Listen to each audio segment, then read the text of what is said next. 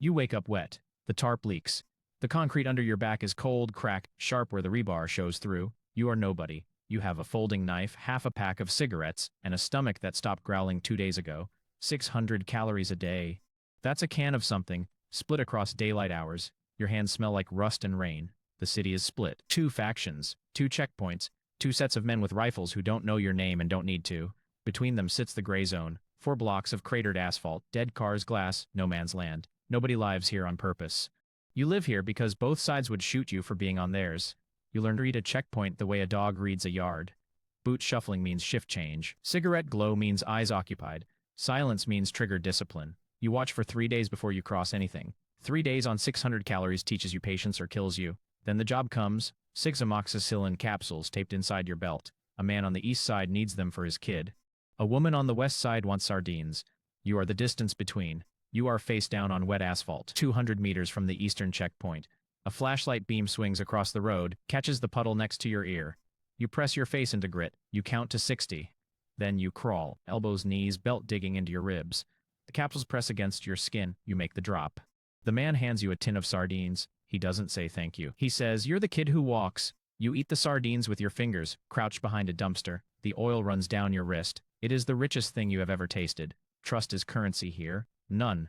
But you have legs, and you have the dark, and you have the one thing both sides need. Someone stupid enough to cross. That's not courage. That's hunger. But hunger works. Level 2, the runner. You smell the cellar before you see it. Mildew, wet stone, something sweet rotting in the corner. 3 steps down, a plastic jug. Home. You've been running 2 weeks. Your legs know the route before your brain does. 900 calories a day now. Rice mostly. Sometimes a boiled potato. You walk 8 to 12 kilometers between the lines. Every step burns fuel you can't replace. You lose weight in your face first. Your cheek barpin. People stop recognizing you. That's Yule. You've built 2 dead drops. A dead drop is a hidden exchange point. You leave something, someone picks it up. No one meets face to face. One is a drain pipe near the old bakery. The other is a loose brick behind the clinic. You have 3 tradable items cached. 2 lighters, 1 bottle of iodine. Your cover story is simple. You're looking for your aunt. You've been looking for your aunt for 2 weeks. Nobody believes it. Nobody cares enough to check. You memorize patrol rotations. Eastern side shifts at 600 and 100.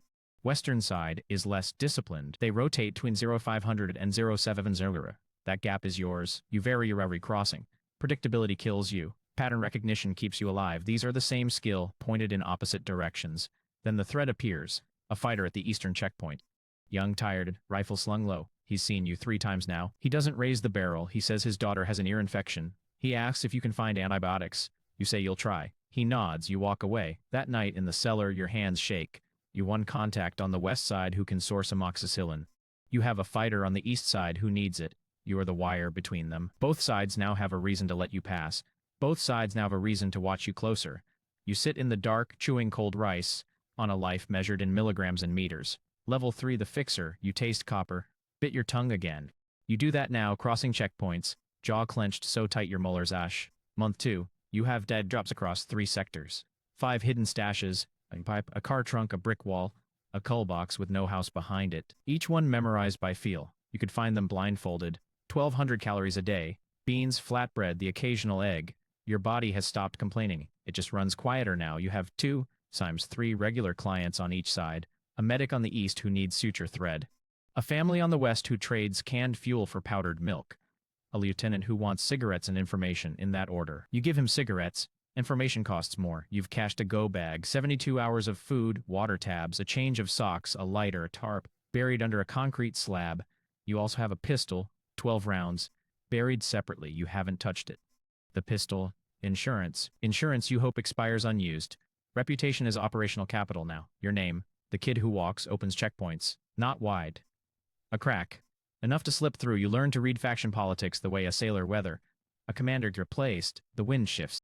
A supply truck gets ambushed. Prices spike. You don't take sides. Sides are for people with flags. You have a barter ledger, scratched in pencil on cardboard. No standard prices. 1 course of antibiotics costs 3 liters on Monday, 5 on Thursday. Depends on who's bleeding. You practice fieldcraft now. Counter surveillance means checking your back trail every 2 blocks. Route variation means never crossing the same gap twice in 1 week. You glass a street before you walk it. Glassing means scanning with eyes or optics, reading windows, doorways. In Sarajevo, fixers who moved between Bosniak and Serb lines lived by these rules. The ones who got lazy got buried. Then the envelope, a militia lieutenant on the western side, hard eyes, clean rifle. He hands you a sealed envelope. Carry it to Commander Drazen on the east side. You hold the paper. Light. Could be a peace feeler. Could be a targeting list. Names, coordinates, death sentences folded in thirds. The payment is 4 liters of diesel and a bag of rice. That feeds your cellar for 2 weeks. You take the envelope. You tape it to your ribs, under your shirt, next to the skin. You cross at 0530 through the culvert on Markov Street. You hand it to a man with a scar across his jaw. He reads it. His face tells you nothing. He gives you a nod. You walk back. You never learn what was inside. In Sarajevo, men like you called this walking the wire. Some wires hold, some don't. You won't know which kind yours is until the day it's up. That night, you sit in the cellar. You count your drops. 5. Count your clients. 6. You count your calories. 1200. You count the rounds in the buried pistol. 12. Everything is a number now. Everything except the feeling in your chest, the quiet pride of competence, laced with something darker. You are good at this. You are goodest because the war continues. If the war ends, you are nobody again. A kid in a cellar with a taped knife. The first moral fracture doesn't crack loud. It whispers, you eat your beans. You tape tomorrow's delivery to the inside of your boot. You sleep with one ear open. Level 4, the handler. You smell iodine on your fingers. Can't wash it off. You've been packing medical catches since dawn. Suture kit. Iodine, 14 capsules of broad-spectrum antibiotics, wrapped in plastic, sealed with candle wax. 8 dead drops now. 8 hidden points across the gray zone, each one memorized by distance and feel. You eat 1,500 calories a day. Beans, rice, sometimes dried meat. Your ribs don't show anymore. That's new. You have 2 runners. One is a woman, 34, former schoolteacher. Quiet feet, steady hands. The other is a kid. Reminds you of your nephew. Same jaw, same way of tilting his head when he's listening. You teach them what the gray zone taught you, root discipline. Never cross the same gap on the same day twice. Counter surveillance. Check your back trail. Every 2 blocks. Look for the thing that doesn't move when everything else does. A parked car with clean windows. A curtain that twitches on a dead street. You teach them compartmentalization. Each runner knows only their own drops, their own contacts, their own sector. If one gets grabbed, the others keep moving. In Sarajevo's Dobrinja district, fixer network scaled this way. Small center. Mostar ran the same model. The networks that survived, ones where no single person could betray the whole chain. You have a travel pass, faction issued. Maybe real, maybe forged, you don't ask. The laminate is peeling at the corner. Keep it in a plastic sleeve against your chest. It opens doors that used to cost you hours of crawling. But the weight has shifted. You don't cross anymore. You send. You draw the route on a scrap of paper, hand it over, watch the runner disappear into the dark. Then you wait. Waiting is worse than crossing. Crossing, the fear lives in your legs. Waiting, it lives in your stomach. Then the call comes. Your kid, the 19-year-old, grabbed at a checkpoint. Eastern side. He's carrying insulin you sourced from a hospital raid. 4 vials, worth more than anything in your ledger. The checkpoint commander has him on his knees. You have 40 minutes. After that, he goes into a room, and people who go into that room come out different. Don't come out. You move fast. You find the commander's lieutenant. You know him. You trade him antibiotics for his mother last month. You offer your last pistol. The one buried near the school. 12 rounds. Then you offer something worse, a favor. Unspecified. Unearned. A blank line in your ledger with his name on it. He takes both. The kid comes out. Broken fingers on his left hand, splinted with a pencil and electrical tape. His eyes are flat. He doesn't cry. He sits in your cellar, drinking water, flexing the fingers that still work. 3 days later, he tapes the insulin to his ribs and walks the route again. Because 11 people in the East Clinic need those vials. Because the route doesn't care about broken fingers. You watch him go. You built this. 2 runners, 8 drops, a network held together with iodine and trust.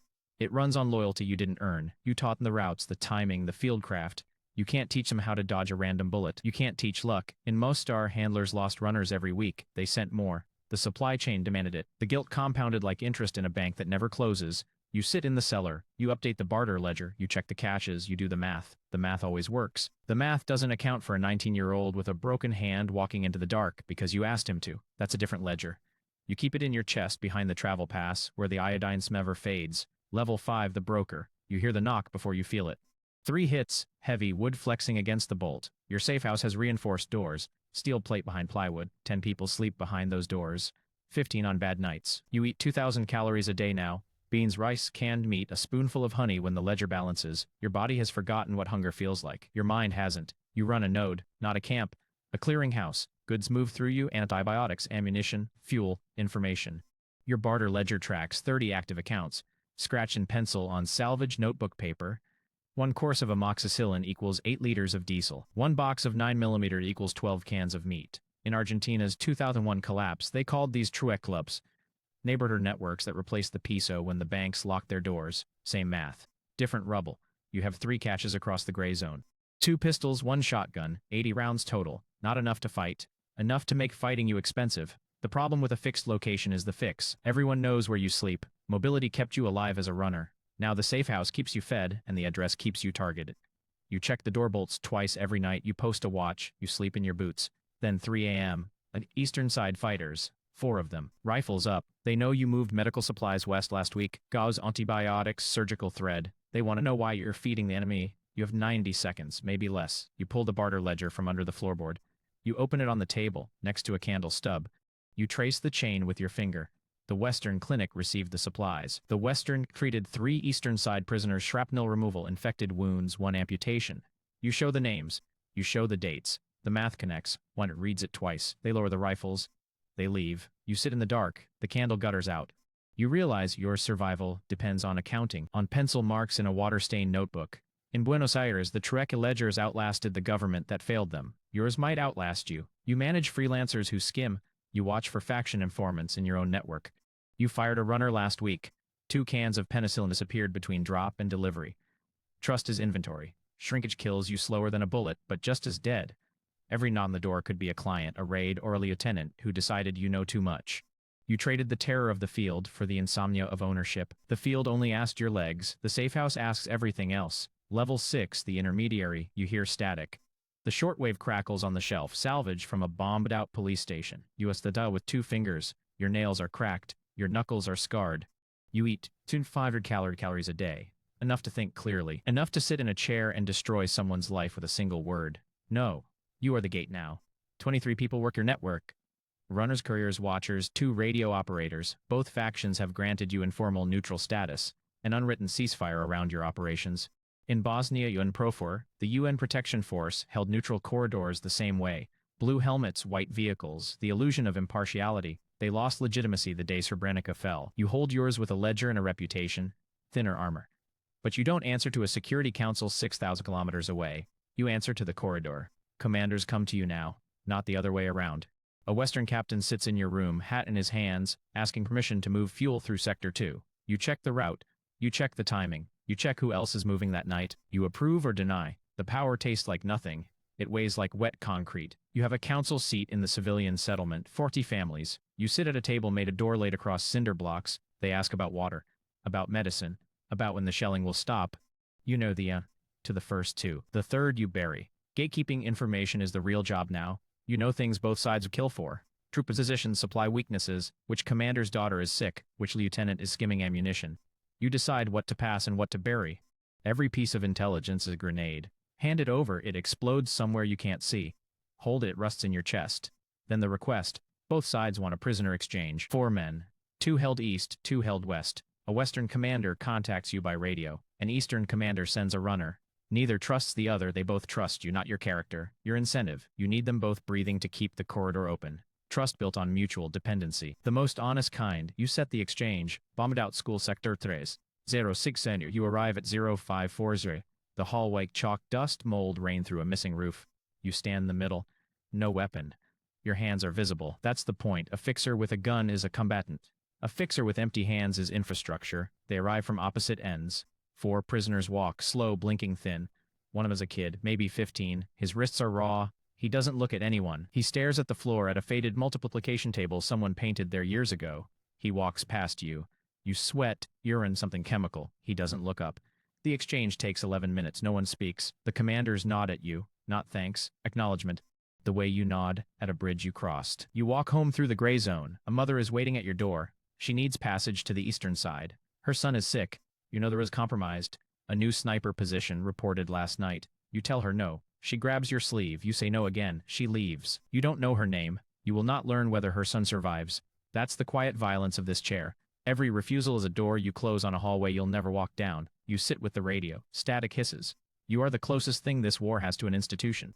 Institutions don't get to feel. You feel anyway. You just don't let it reach your hands. Level 7, the gray zone coordinator. You smell chlorine. Not enough of it.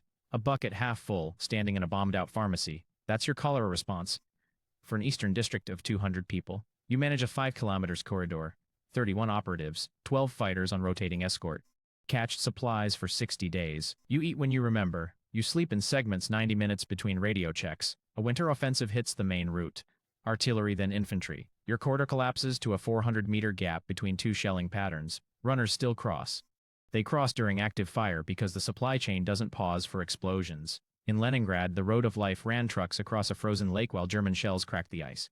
Drivers watched the truck ahead disappear in black water, then drove the same line. Your runners do the same math. Different ice. The Eastern District needs chlorine. The Western side is hoarding it. 43 crates, locked in a warehouse, guarded by a captain who wants ammunition in return. You don't have ammunition. You have insulin. 4 crates, sourced from an Eastern hospital, the only supply within 80 kilometers. The Western side has diabetics dying in a clinic with no refrigeration. You broker the swap. Insulin west, chlorine east. But the corridor is cut. No chlorine moves until the shelling stops. Then the water crisis. 200 civilians, eastern side. The pumping station sits in Western territory. You negotiate a 48-hour humanitarian pause. Your leverage is the insulin. Their leverage is the valve. You meet a Western commander in a basement that smells like diesel and mold. You lay it out. Insulin for water access. 48 hours. He agrees. But his kind. Because his mother needs the insulin. Water flows. Eastern civilians fill every container they own. Pots, jugs, trash bags lined with plastic. 40 people fill everything. The rest wait in line. The rest trust the pause will hold. On day 3, shells fall on the pumping road. The pause dies at 0614. 40 people have water for a week. 160 don't. You sit in your operations room. A table, a map, 3 radios. Someone in your network is skimming morphine.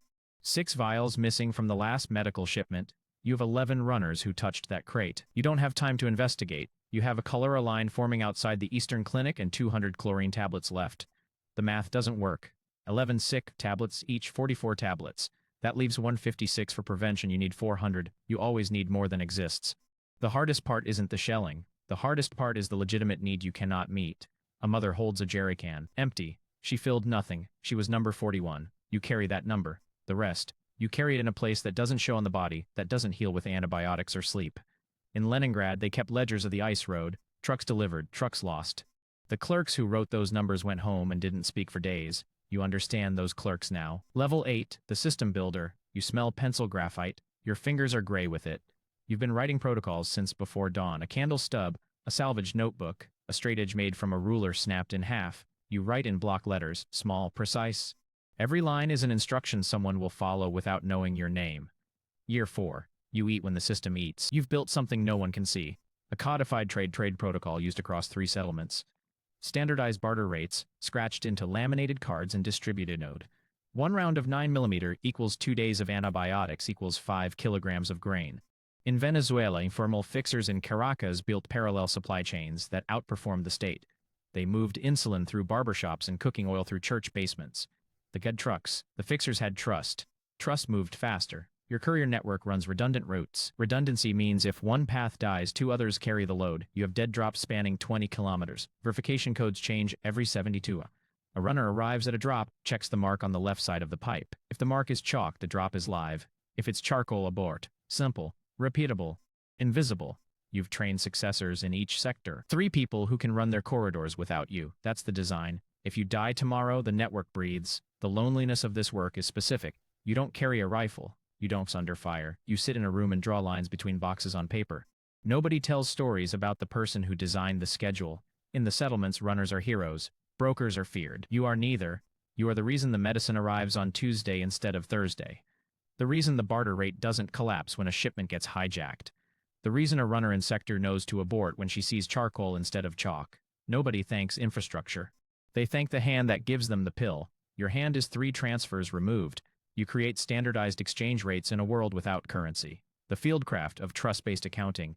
Every rate is a negotiation frozen in pencil. 1 round of 9mm buys 5 kilograms of grain. But a round is worth more during an offensive. Grain is worth more after a convern. You build in flex margins. A 20% band, up or down, based on local conditions. Sector leaders adjust within the band. Outside the band, they radio you. Most weeks, no one radios. Then the report. Third hand over a scratchy radio check. A new fixer in Sector Quad, a woman. She completed a medical exchange, antibiotics for grain, routed to drops, verified with your codes, settled at your rates. She used the protocol start to finish. She never contacted you. She doesn't know your name. You sit with that. The candle burns down. Wax pools on the notebook. The system worked exactly as designed. The highest compliment is silence, no call for help. No broken chain, just goods moving through the dark, hand to hand, drop to drop, following a logic you wrote on a Tuesday night in a room that smelled like pencil graphite and candle smoke. In Sarajevo, the tunnel under the airport moved 3,000 people a day at its peak. Electricity, weapons, food, mail.